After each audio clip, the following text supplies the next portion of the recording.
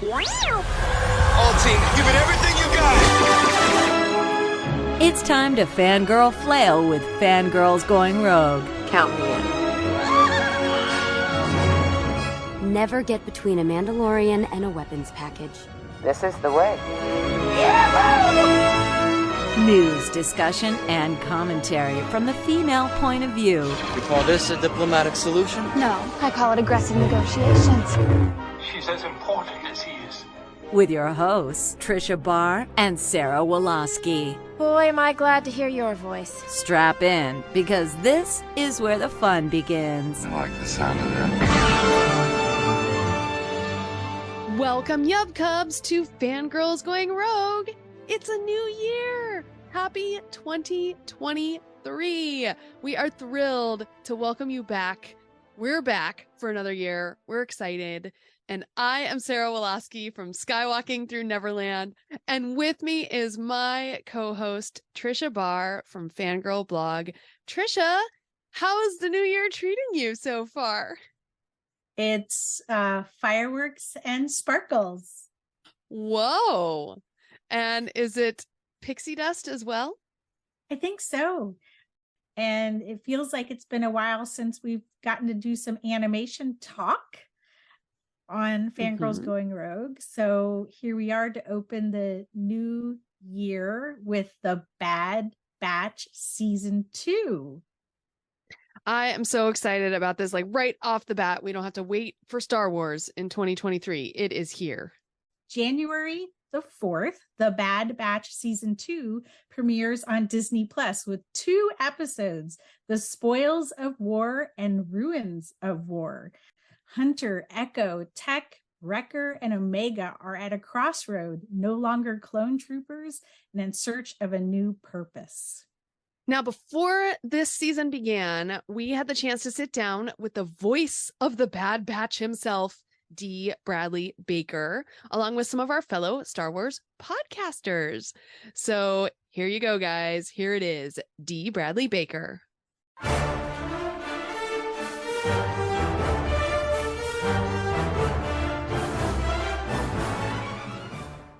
Thank you very much. I have a pre-prepared question. Hello, Dee. Hey, Mark. Question. How keen or not keen are you to take on new clone voices? And I ask that because it's always recognizably the same guy, but presumably there's only so many ways you can do the same guy. Do you relish taking on another iteration of that character, or do you sometimes think, oh, what am I going to do? I always think, what am I going to do? And then, and then we nail in something that gives this new clone character something unique. And sometimes it's an image, sometimes it's an adjective or two. But you can always add something that's a different flavor of angle on any of them, just to keep them all separate and to establish something of the character of each of these, because they're not generic. That's the key, is these guys are not generic, and they all have a different age, a different kind of experience, a different attitude towards problem solving. And so I think we can keep going. And in season 2 we do that. There's some really interesting characters coming up, Mayday, where it's like there's new, fresh, interesting guys that it's like, yes, they're clones, but this feels like a new guy, a new character. Yeah. Brilliant. Thanks, Dave. Thank you. Yeah. Hello, Dee. So excited to talk with you today. Hey, Sarah. How's it going? Hi. I'm doing great. And I just had a question for you. Now, which member of Clone Force 99 are you easily able to slip into, and which takes just a little more work? Well, the most amount of work is Wrecker. He's also the most amount of fun, but vocally speaking, it's a lot more vocal heavy lifting, so to speak. The easiest is to jump into is Tech. I mean, I'm kind of I speak too fast, I think too fast, and I'm probably I feel the most affiliation with him than all the other clones, I'm going to guess. So it's probably those. It's going to be Tech. He's the easiest to hop into. Thank you. Yeah. Hey, Dee. How's it going? I'm curious. You've got a batch of clones that you took through the Clone Wars that all had a relationship with a young woman growing up with Ahsoka, and you've got these clones having this relationship with Omega. And I'm wondering if you can kind of talk about the differences they're having and how Omega is affecting the clones, the Bad Batch, but also your performance of them and how that works. Yeah, well, that's an interesting parallel there. Each is a young, able young woman who is sort of steps into this as a highly able, competent child, and that comes to connect with and learn from and find agency in the adult world. And on the other end of that, you have the adult community that she's learning from and becoming part of that learns from her, where she becomes her own kind of authority and teacher. It's particularly interesting to me how this plays out with Omega in season 2, where she's very forthcoming and very upfront with the emotional take that she has on something. If somebody leaves, for instance, because this is her family, this is her center of gravity. It's a moving center of gravity, but it's still her center of gravity. And a child is often immediately frustrated with a seemingly impossible situation or something that defies expectation. And yet a child has ability to pivot very quickly and to improvise a situation and to drop baggage. It's like a child can forgive very quickly. Grown-ups forgive very slowly, for instance. And so she comes into contact with this group that is very improvisational in their stance towards the universe and things that are coming at them. And she learns from that, but they also learn from her, because more and more they come to see that there's a wisdom in what the child brings and how she learns with an open heart. And I think that is transformational to all of them, to bring that more directly into focus, into how they relate to each other and how they see themselves and how they engage with the universe and the larger mythological superstructure of politics that's playing out in general. So to me, it's very interesting to see that dynamic in both of those series of the adults learning from the child as well as the child learning from the adults. Thank you. Sky Tucker. Yeah. Hi, Dee. So Hey. good to talk to you. Thanks so much for taking the time. Great to talk to you. You voiced so many clones throughout the years. Hey, that's my Lula. Yeah, she's right there. Lula. Anyway, what's your question? Well, what is it about these roles that still excites you after all these years? These roles are so beautifully written, and the story that's playing out is such a detailed and recognizable human story. And the political forces that are playing out also is recognizable. And so this isn't fantasy to me. These are real things that are playing out in terms of how we deal with life and how we overcome ourselves and how we come to find agency in the world and with larger stories that are playing out around us. And that decision of whether to behave in a selfish manner or in a blind manner, or whether to engage and to pitch in and to help out and to make this world more fair. I mean, this is something that really comes online from childhood into being a grown-up, is what's fair? What's the thing that I should do? If I have choices, many choices, how am I going to apply that? And how does that pay out? And or does it pay off, And so what I'm saying is that the story that's playing out, it's exciting to be involved with this, with all of the hundreds of artists involved, because the stories are meaningful and they impact me. They're impactful in an emotional way that feels memorable and that I think about a lot and that mean a lot to me personally.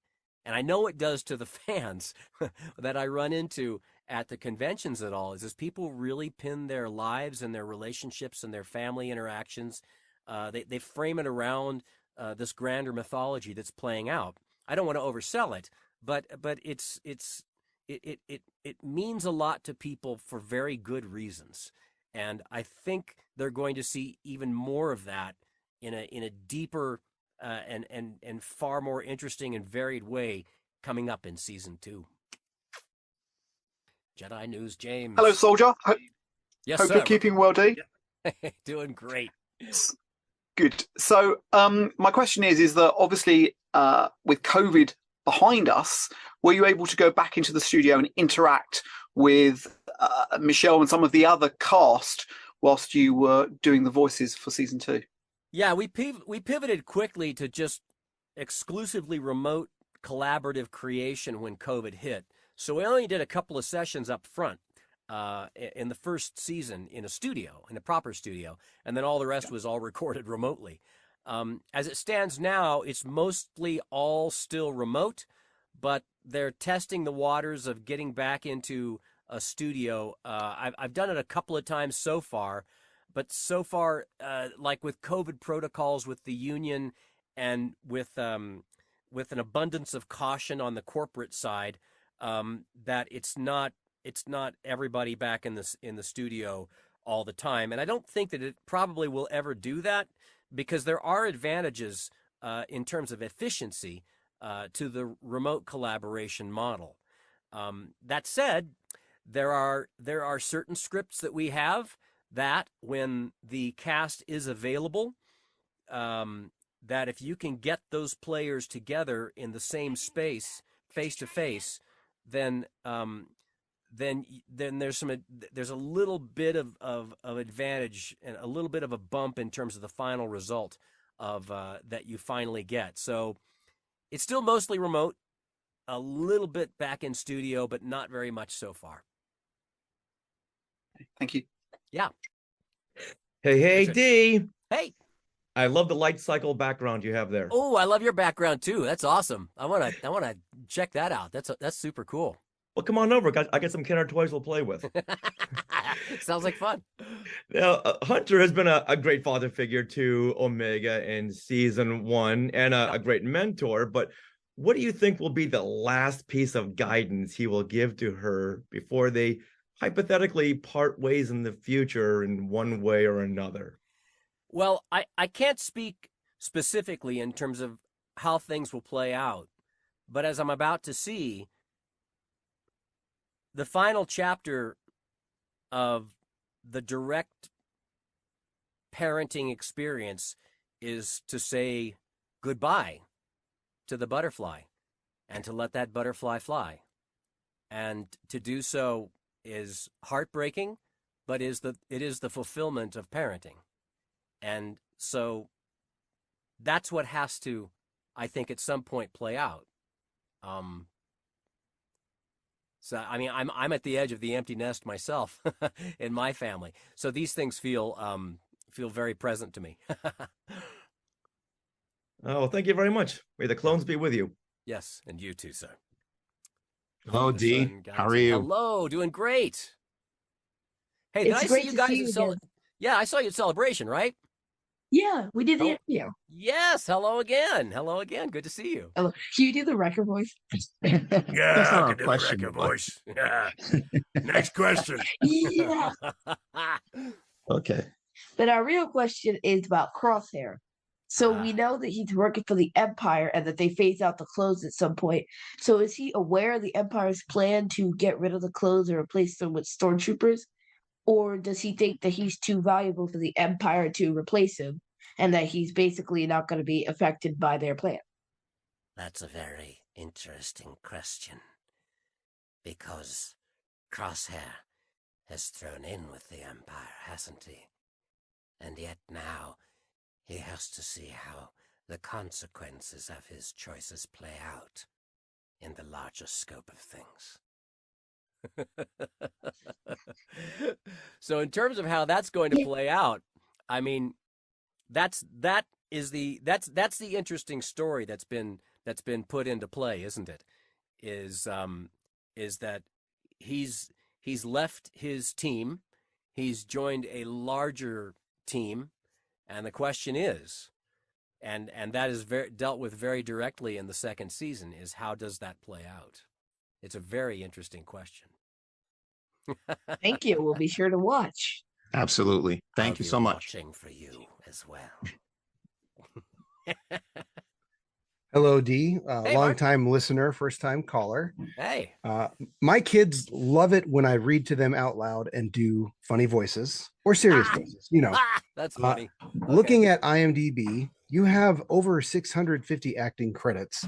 Like you're approaching Frank Welker territory here, including a puddle of goo in Star Trek Prodigy. So, as a desperate father trying to keep his children entertained, after all this time, how do you keep the process of finding new ways to use your voice interesting and fresh for yourself? The way that I keep it fresh for myself is that I maintain things that I love to do that aren't acting. They're things that I just love. For instance, photographing insects, or playing the bass, or making my Halloween yard. If you want to check out my Halloween yard at creepyyard.com, you can, because I love creating Halloween yards and I love that holiday. And so for me, as a human being, but also as an artist, I think it's important that you keep these other fires, these other passions or interests or curiosities alive as you are soldiering through the grand project of being a dad or being an artist. Is that you have to you have to feed yourself the fuel that gives you the energy to push through these other larger missions that you're involved with.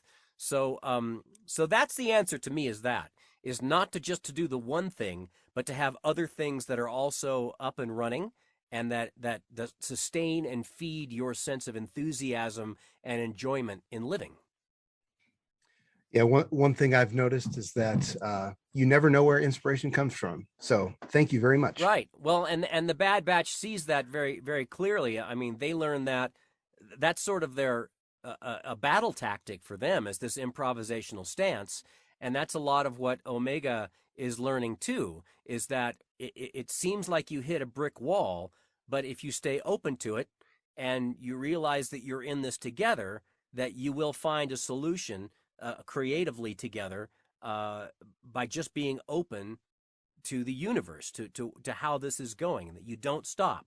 And that's true whether you're a member of the Bad Batch or running a family or just living your life. Is this kind of improvisational stance it's a really useful stance, I think, towards living in general.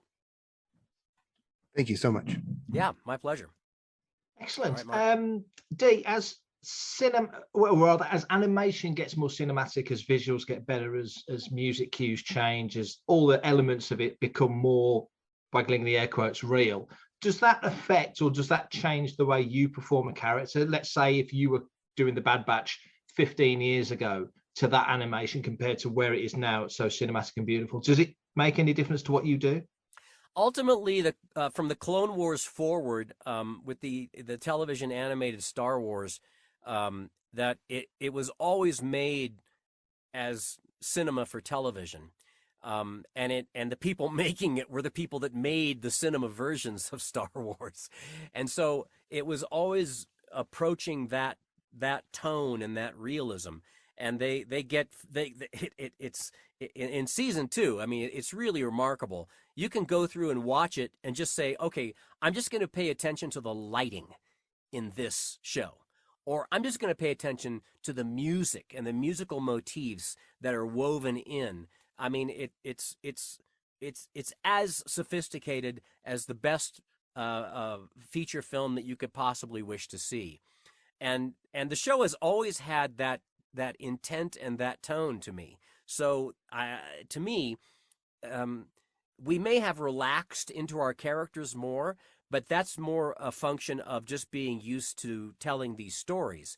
But the stories were always told from a very cinematic point of view, in terms of how it was lit and how the music was applied. the visual references, the angles, the shots, the way that it's blocked out, it's very cinematic. And often you can go through it and say, oh, that's Hitchcock. Oh, that's Kurosawa right there. That's a Spielberg scene. And you can see it very directly how they weave in the history of cinema into what is effectively a weekly cinematic experience in the Bad Batch and the Clone Wars series. Brilliant. Thanks for that. Thank you. Yeah. Thanks, everyone. Thank you. Thank Thank you. you. Thank you. Thank you so much. Thank you. May the Force Thank you, be with you. Dee. Happy holidays. May the force Yes, be you with too. you. And to you. Creepyyard.com is really creepy. I love it. I love Halloween. I love it. Well, I don't want to check your browser history. Ooh. Take care. Okay, you too.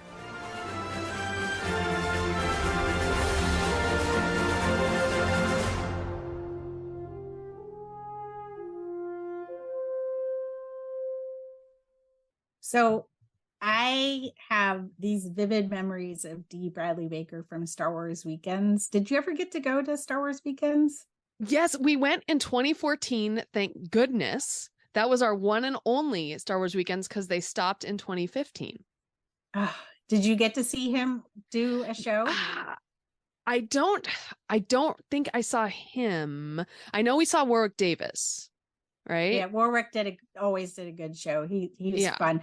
Dee had so much energy, and he would just like run around that whole amphitheater and just like run around and be crazy and do all his, 1,000,001 voices. And people like, you probably have heard Dee a million times and haven't realized it. I mean, he started back in 1995, but his biggest break was Daffy Duck and Taz in Space Jam in 1996. So this guy's been doing voices and mostly known for funny animal voices as well. Yes. But obviously with the clones, he's played, I don't know, maybe 1,000 different clone characters over the whole time. And had to keep them all straight. I would love to know, does he have a notebook? Does he have how do they prep him for each one? Right. Well, I mean, we got to hear in this interview a little bit about like he puts some kind of picture up or maybe an object that helps him change the flavor of his voice. And I don't necessarily think it's a picture of the clone. I think it's just like some object or something that makes him like, I don't know. Like, I don't even know, like an orange. Maybe those clone has more of an orangey voice. I don't know. We'd have to ask him next time. It's something we should ask him. I feel like I'm thinking of like the Umbara arc where he was one of 20 different clones having conversations in the Clone Wars, and in this case he does the Bad Batch and he does every one and doesn't like do them in different takes. He does them all talking to each other and switches, which is quite phenomenal. It is. And we heard him do that at Star Wars Celebration as well, because he and Michelle Ang like did a little reading.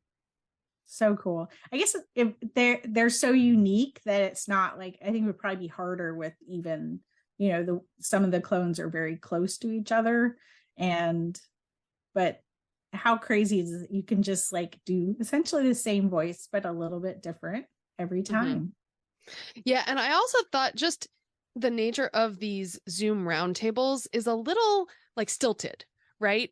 Because, all of us are there at the invite of Disney. We're all so grateful to be there. And so we're all waiting to be told to speak, right? And so when we finally get to speak, but then Dee's so welcoming. So all of a sudden you're talking over each other because that's just how Zoom is. And then it's like awkward.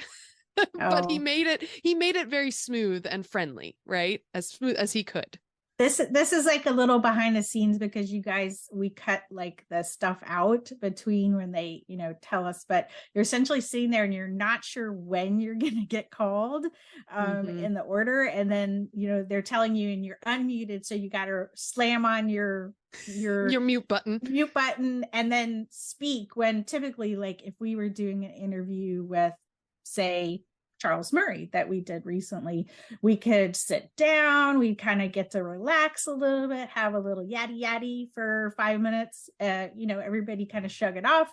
And so in this case, you're just kind of like, you got to go right into it and hope you nail it and don't flub it and hope your audio worked and yes, and that you actually hit the unmute button, which I just, we've had that happen with people where they're like, hey, nobody can hear you. So yeah, obviously these guys are professionals, the actors, they're used to doing it. So, but we have to get used to doing that too, It's true. Whew. Yeah. Little fun behind the scenes there. All so fun. And if you've listened to this one, enjoyed it, and you haven't listened to our interview with supervising director Brad Rao and head writer Jennifer Corbett, we'll link to that in our show notes. And be sure to check back for an upcoming discussion with the voice of Omega, Michelle Ang. If you haven't listened, you and I, Trisha, we recorded an amazing episode for the finale of Andor called Mothers, Sisters, and Lovers of Andor. So, I mean, that piques my interest. So you should go listen. Also, Trisha, you and BJ were just guests on Skywalking Through Neverland, episode 402, in which we discuss in depth episodes 1 and 2 of The Bad Batch season 2. So definitely check that out. And we also did on Fangirls Going Rogue, we interviewed Charles Murray, who wrote Tales of the Jedi, one of those episodes, and it's just a fantastic discussion. So check that out. Right to the heart of it. And congratulations, Skywalking Through Neverland, on 400 episodes. You mentioned that episode 402 that we're going to be on talking about the Bad Batch. And, you guys had such an accomplishment to get to 400 episodes. What is it, 9 years now? 9 years. This is going on 10 now. This year will be, exciting. Woo! Exciting. A decade. I don't know if people realize, like, someday we need to do like everything it takes to make a podcast episode type of thing. But we are doing a lot of those. Also, Hyperspace Theories, BJ and I did the Ferrex finale discussion, which was wrapping up all the storytelling of Andor. I feel like maybe throwing some bricks for New Year's Eve sometimes. Oh, have you seen that meme? Another brick in the wall? And yes. It's like, it's Marva. So funny. Okay. There's definitely been some good memes out of Andor. So, that's when you're making the impact. And I do have a review on Fangirl Blog for the Bad Batch season 2, if you want to check it out. But you guys have probably already checked it out. But there's a little bit of like, we've seen 14 episodes. So we can kind of give you insight into what we think. And also on our Skywalking Through Neverland discussion, we did at the end wrap up with all of our sort of overall thoughts, non-spoilery for the season, but overall thoughts, knowing that all of us have been doing this for a long time with the animation and have, high expectations when it comes to things coming out of that Star Wars animation side. Absolutely. All right. And we will commence our Zoom discussions for 2023. And they will begin on Monday, January 9th. And that we will be discussing episodes 1 and 2 of The Bad Batch, 5 p.m. Pacific, 8 p.m. Eastern. You guys figure it out based on where you are. We'd love to see everyone. And we'll probably do those every other week. I think it works out well too with the way the episodes fall. Just as I was watching them, I was kind of thinking, well, is there enough there for a discussion? And after certain episodes are like, yeah, okay, I think it's there.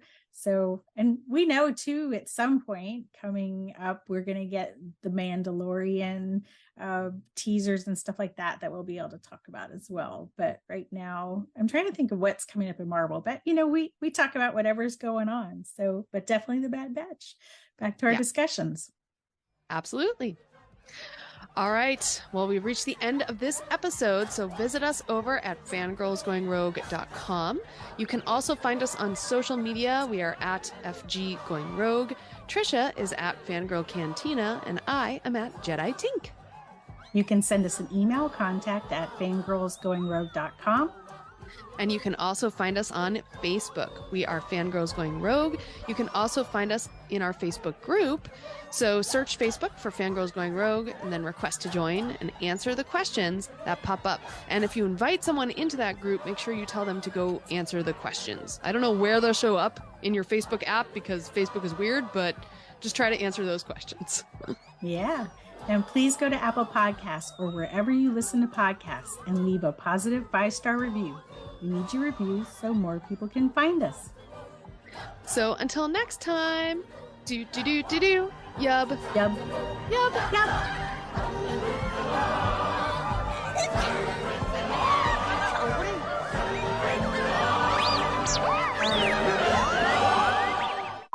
Where did that phrase come from? Without further ado. That's probably from theater or something. It does sound like Shakespeare. Yeah, All right. exactly. Much ado about nothing. Yes, that's why. That's why. Okay. Yep, yep.